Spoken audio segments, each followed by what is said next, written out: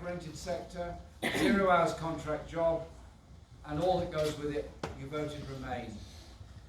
You did that for reasons, but you have the same common interest in getting rid of this government. That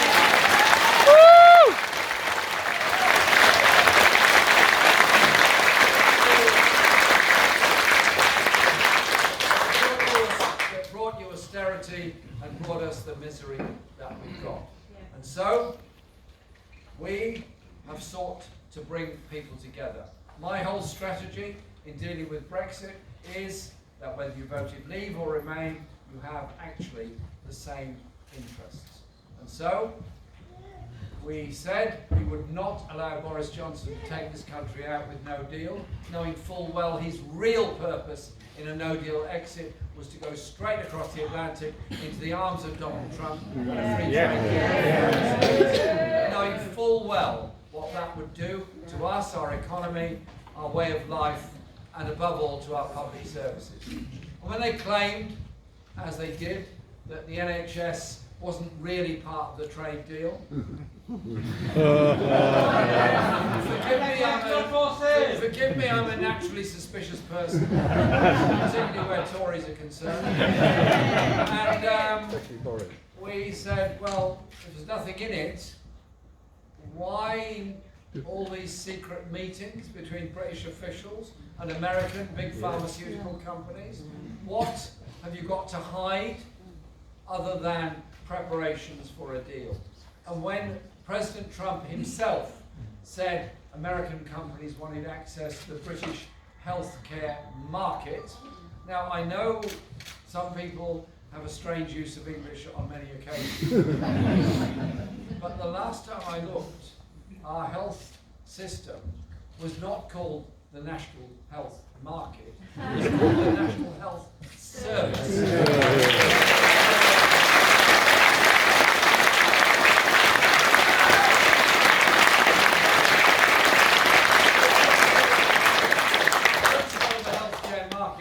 Down in 1948 by that Labour government that brought us the NHS. Absolutely.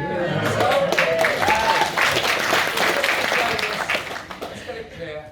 Our NHS is not for sale. Get it? Not for sale.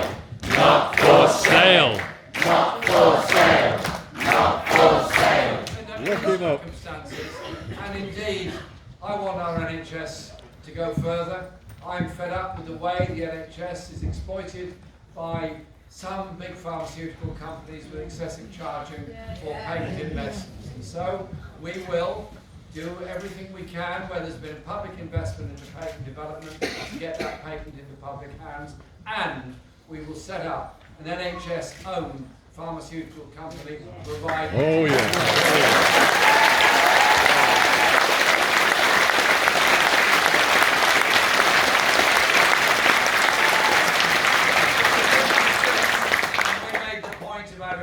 not being available for those that needed it. Suddenly it was made available. How many more drugs could be made available if we had an NHS that was funded properly to make sure that happened? So I'm utterly determined on that.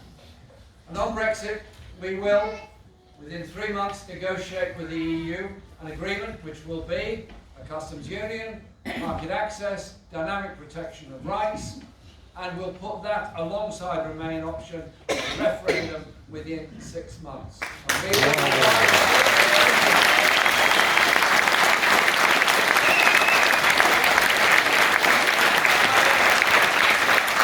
very grateful to everyone in the Labour Party that contributed to this debate at our conference and before, and came to this agreed position. So we go into this election campaign as the adults in the room.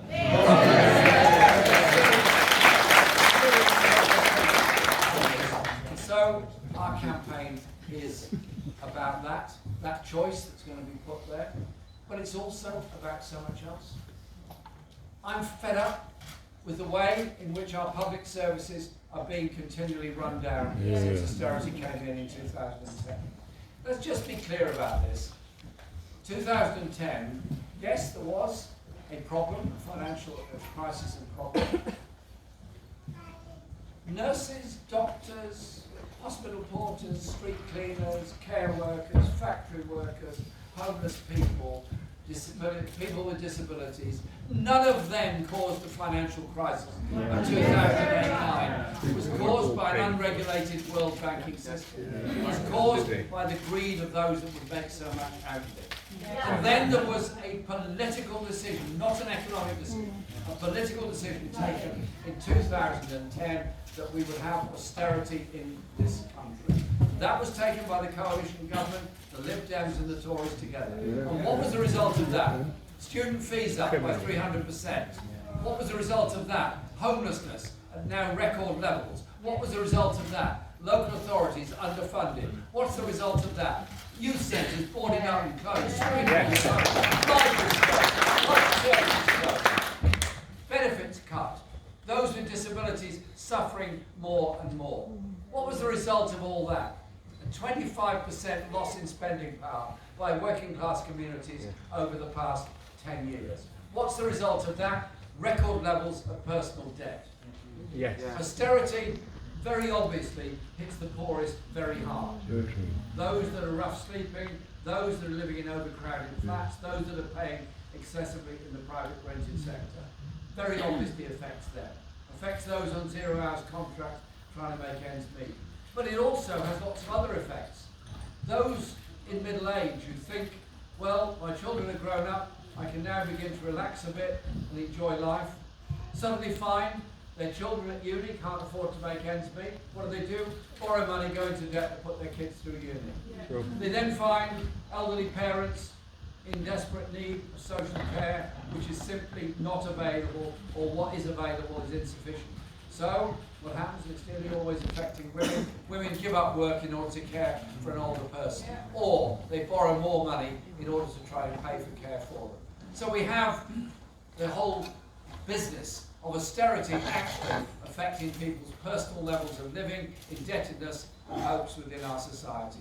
None of this is necessary. And so,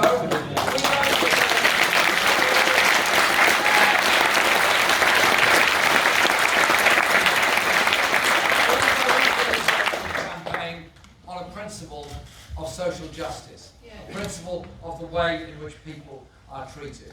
And universal credit and benefit system is so brutal. I was just given a letter. I just spoke to Charlie, who's here today. She wrote me a letter